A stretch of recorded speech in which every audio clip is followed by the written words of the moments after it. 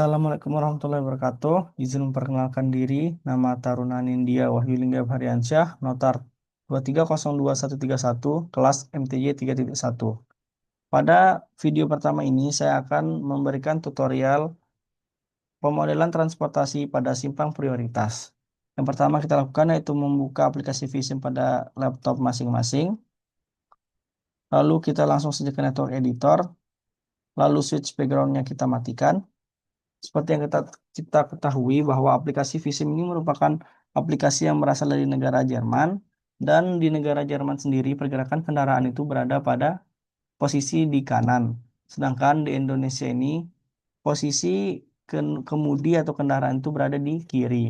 Untuk mengubah dari kanan ke kiri, kita ke base data, network setting, lalu ubah dari right hand traffic ke left hand traffic. Oke, continue. Kemudian, untuk menambahkan background image, kita pergi ke network object, background image. Kita kontrol klik kanan, lalu kita pilih foto mana yang akan kita gunakan sebagai background image. Jika setelah kita memasukkan foto dan hilang seperti ini, kita dapat mencarinya dengan menggunakan ini, show entire network. Ya. Kemudian hal yang kita lakukan yaitu menetapkan skala dengan klik kanan, set scale, lalu kita tarik dari ujung kanan ke ujung kiri. Distance-nya kita masukkan sesuai dengan foto, yaitu 100. Oke. Jika hilang lagi seperti ini, kita show entire network lagi. Agar fotonya tidak bergerak ke kanan atau ke kiri, kita nyalakan tanda gembok yang ada di tulisan background image ini. Langkah selanjutnya yang kita lakukan yaitu membuat ruas jalan. Cara untuk menambahkan ruas jalan yaitu link network object lalu kontrol klik kanan. Di sini terdapat name, yaitu nama jalannya. Kita tulis saja Jalan Airlangga. Number of lane ini merupakan jumlah lajurnya ada berapa. Kita dapat menambahkan jumlah lajur di sini. Kemudian width ini merupakan lebar lajurnya berapa, dan marking type-nya ini merupakan markanya. Jika di kondisi nyata, link itu tidak selalu berada pada bentuk yang lurus. Kadang tuh berkelok-kelok sedikit. Untuk menyesuaikan kelokan yang ada di kenyataan dan pemodelan Visim ini, kita dapat melakukan dengan klik kanan pada link yang sudah kita buat dan add point. Point ini dapat kita gunakan untuk menyesuaikan bentuk link kita dengan jalannya pada kondisi nyata seperti ini. Kita dapat menggerak-gerakkannya seperti ini. Kemudian untuk membuat jalur untuk arah yang berlawanan, kita klik kanan saja di link yang sudah kita buat, kemudian kita generate opposite direction. Oke.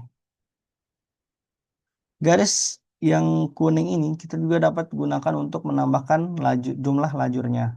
Seperti ini. Gitu.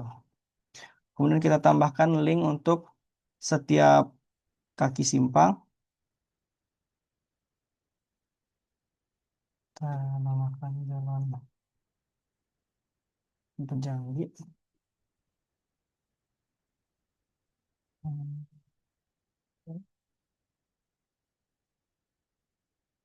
Kita generate opposite direction lagi. Kita ulangi langkah-langkah seperti tadi. Ini Jalan Udayana.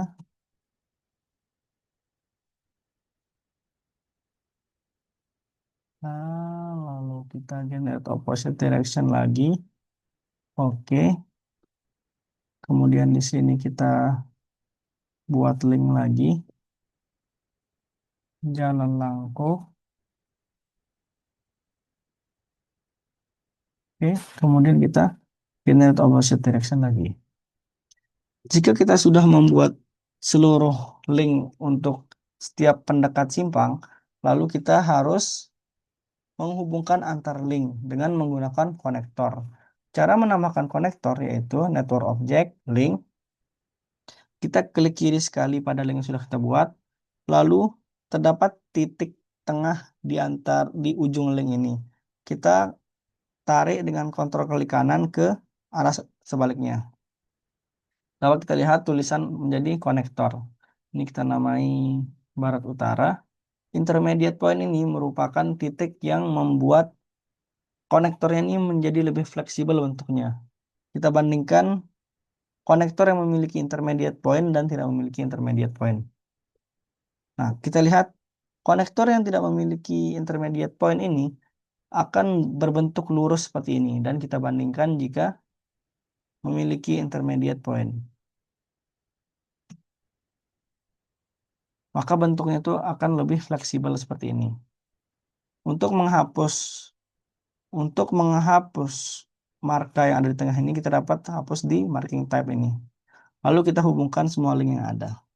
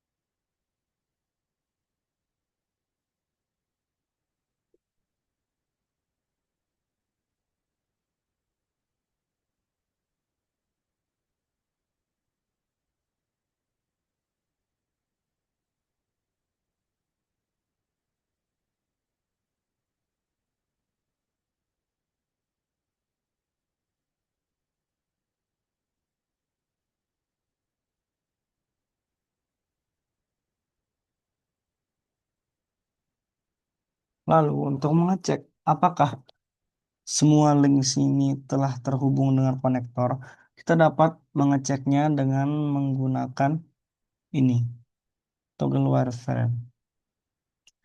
Kita lihat di sini, garis ungu ini merupakan konektornya, dan garis biru ini merupakan linknya. Dapat kita lihat di sini sudah terhubung semua. Langkah yang selanjutnya yang kita lakukan yaitu menambahkan motor. Cara untuk menambahkan motor, pertama kita ke base data, kita ke 2 3D model, base data lagi, kita ke distribution, kita ke 2 3D model, kemudian ke base data kita ke vehicle type, dan ke base data kita ke vehicle class. Lalu untuk 2 3D model ini kita tambahkan satu kolom, kita open directory of default mode, kita ke vehicle, lalu ke road, lalu ke bike Yamaha. Lalu kita oke. Lalu kita namakan motor. 2 3D model distribution, kita tambahin satu kolom lagi. Lalu kita namakan motor. Modelnya kita ganti menjadi motor. Share ini merupakan EMP motor itu berapa? Kita masukkan 0,15. Kemudian kita masuk ke vehicle type, kita tambahkan satu kolom lagi, kita namai motor, lalu kita ubah kategorinya menjadi bike, vehicle modelnya menjadi motor, dan oke. Dapat dilihat sini kapasitasnya masih 999, kita ubah menjadi 2, karena kapasitas motor itu 2. Vehicle class-nya kita tambah satu kolom, kita namai motor, vehicle type-nya kita ganti menjadi motor, ya selesai. Kemudian kita akan mengatur kecepatan dari masing-masing kendaraan yang ada di pemodelan ini. Pertama kita ke base data, lalu kita ke distribution, kita ke desire speed. Adapun komposisi kendaraan yang ada pada pemodelan kali ini yaitu motorcycle, light vehicle, dan heavy vehicle. Oleh karena itu kita akan menambahkan 3 kolom. Yang pertama itu motorcycle dengan kecepatan 40 sampai 60. X merupakan kecepatannya dan Fx merupakan frekuensi kumulatifnya. Kita tambah LV. LV ini 30 dan ini 50. Oke. Kemudian kita tambahkan HV. HV kita tambahkan 20 sampai 40. Oke. Kemudian kita akan mengatur komposisi kendaraan di masing-masing lengan pendekat simpang ini. Kita ke traffic, vehicle composition. Kita tambahkan satu kolom. Kita namai jalan Langko. Di jalan Langko ini, kendaraan yang ada pada jalan Langko ini apa aja? Nah, kita aturnya itu di sini. Di sini sudah ada car, kita masukin HGV sebagai heavy vehicle, dan kita tambahkan motor sebagai motorcycle. Desire speed distributionnya ini menjadi LV, yang LGV menjadi HV, dan motor menjadi MC. Rail flow di sini merupakan proporsi kendaraannya. Jadi total antara car, LGV, dan motor ini harus satu. Nih, kita masukkan ini 0,6, ini 0,3, dan yang ini 0,1. Jadi total keseluruhan ini adalah satu. Lalu kita harus menambahkan untuk 3 lengan lainnya. Kita duplicate saja yang sudah ada di sini. Lalu kita ubah namanya menjadi Jalan Udayana. Udayana. Lalu kita atur rail flow-nya karena komposisi kendaraannya sama saja dan kecepatannya sama. Yang kita atur di sini hanya nama dan rail flow-nya. Kita nama 0,5, ini 0,2. Lalu kita duplicate lagi, duplicate menjadi Jalan Pejangge.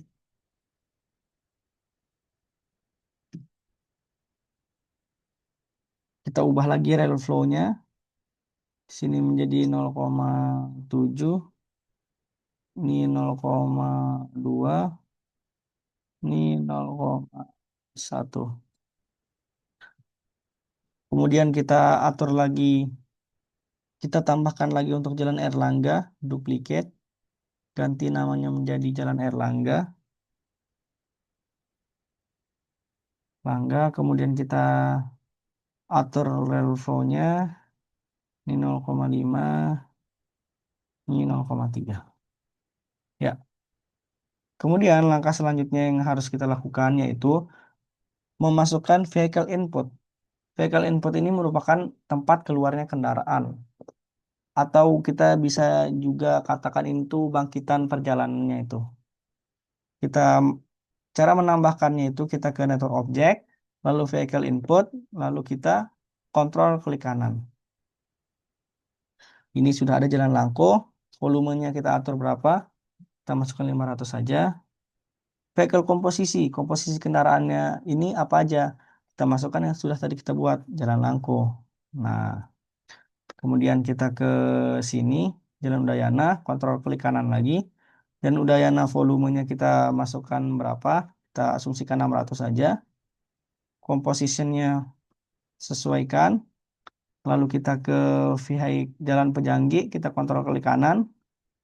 Lalu kita masukkan Jalan Pejanggi dan ini 550. Kemudian kita masukkan di Jalan Airlangga. Kita masukkan 580 dan Jalan Airlangga. Sudah. Langkah selanjutnya setelah vehicle input yaitu kita masukkan vehicle route. Vehicle route ini merupakan distribusi perjalanannya aja. Distribusi perjalanannya itu kemana aja. Nah, cara menambahkannya kita ke vehicle route yang ada di natur objek, kontrol klik kanan. Garis ungu di sini itu berarti asal perjalanannya. Dan garis hijau ini merupakan tujuan perjalanannya. Dan sini. Ya, kita lihat sudah 3 tujuan. Kita tambahkan di sini. Tambahkan di sini. Hapus ini dulu karena salah tadi. Kita kontrol klik kanan di sini.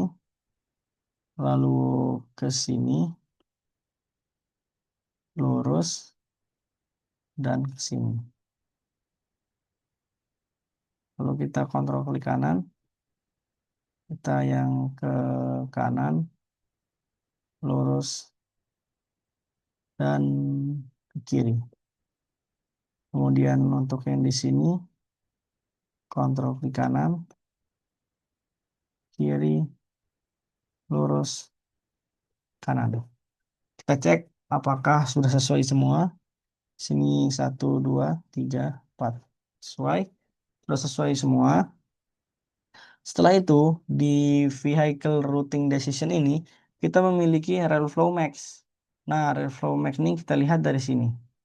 Seperti ini. Ini dari jalan Langko yang belok kiri. Rel flow itu merupakan proporsi kendaraan yang membeloknya. Jadi, misalnya kita taruh di sini 0,2. Lalu untuk yang ini 0,6. Dan yang ini 0,2.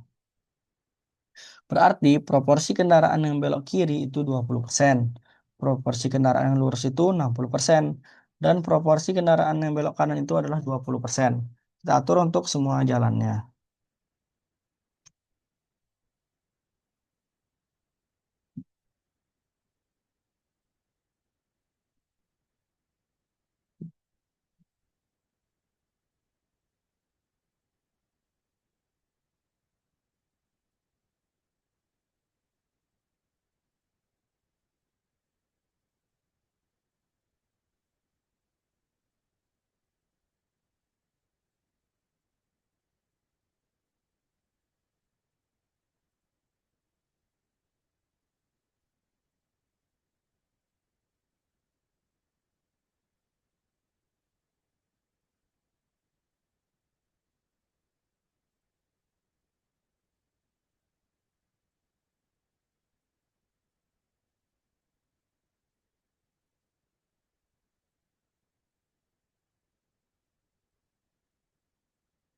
Langkah selanjutnya yang kita lakukan yaitu menentukan kecepatan kendaraan di ruas jalan ini berapa aja.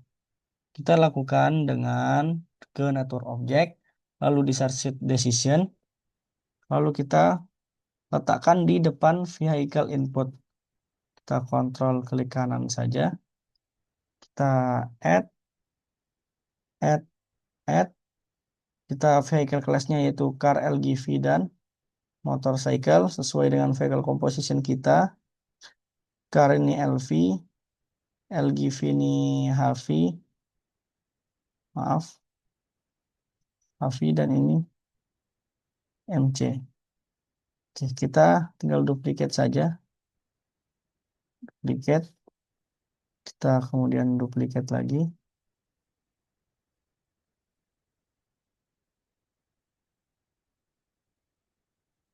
Kita duplicate di sini. Kita duplikat lagi.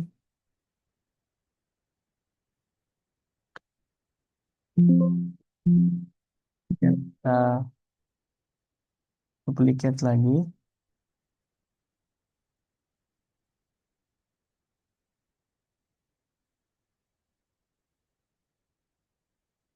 Kemudian kita duplikat lagi. Kemudian kita duplikat lagi.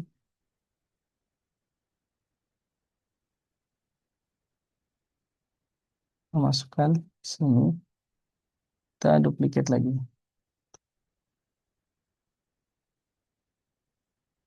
Seperti yang kita ketahui bahwa pada saat membelok, kendaraan itu pasti mengurangi kecepatannya. Nah, untuk mengurangi kecepatan itu, kita dapat melakukannya di Nature Object, lalu kita ke Reduce Speed Area. Kita masukkan di konektor yang membelok, seperti ini. Kita tambahkan add, add, add.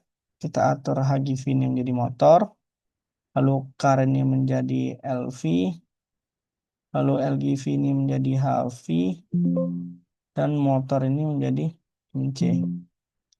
Diesel ini merupakan berapa perlambatan yang kita inginkan untuk masing-masing kendaraan. Kita masukkan saja 10, 10, 10. Jadi, setiap kendaraan itu bakal mengurangi kecepatannya sebanyak 10 km per jam. Oke, lalu kita duplikat lagi, duplikat lagi, kita duplikat lagi, kita duplikat lagi, lalu kita duplikat untuk setiap konektor yang membelok.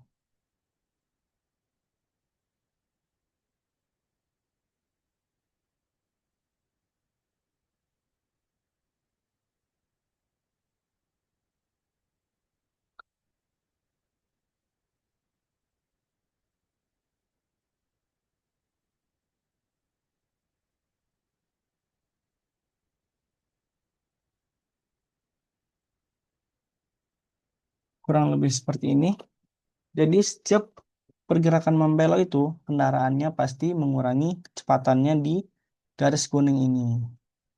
Kemudian yang kita lakukan untuk mengatur simpang prioritas yaitu dengan mengatur konflik area. Seperti kita lihat di sini, kita list dulu. Di sini semua konfliknya itu masih kuning. Agar tidak kuning, hal yang kita lakukan itu dengan memberikan prioritas pada salah satu jalan. Jadi, pergerakan jalan mayor itu pasti diprioritaskan.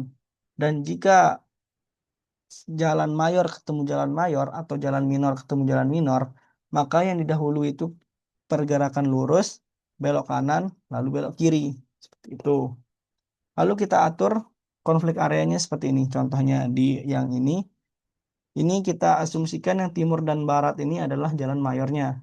Maka kita untuk mengatur mengatur prioritasnya kita kontrol klik kanan seperti ini.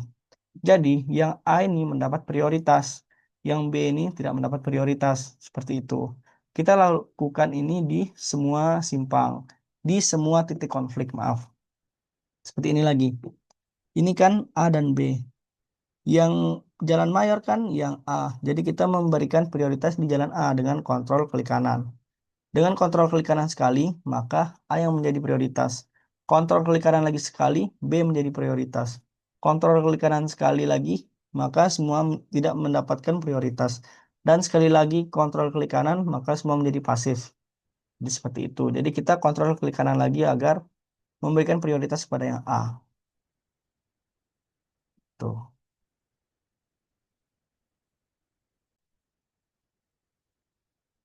Jadi di sini saya sudah mengatur konflik areanya. Jadi kita lihat di sini sudah tidak ada yang berwarna kuning lagi. Yaitu semuanya sudah menjadi warna merah dan warna warna hijau. Kita lihat di sini. Kita simulasikan.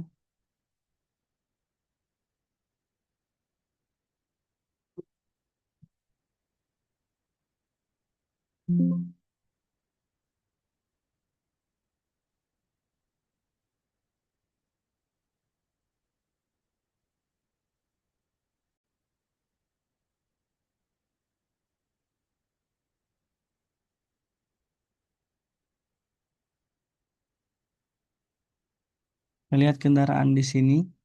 Kendaraan dari timur dan barat ini diprioritaskan daripada kendaraan yang lainnya.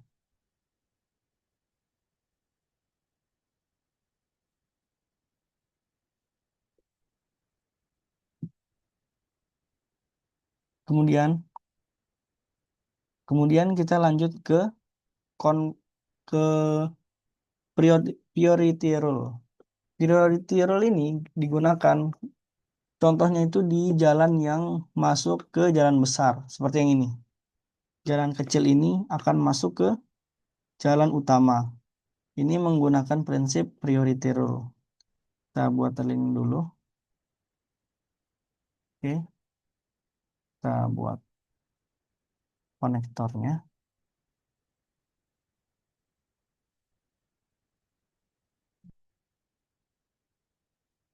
Untuk kendaraan dari link yang ini pasti akan mendahulukan kendaraan yang berasal dari sini.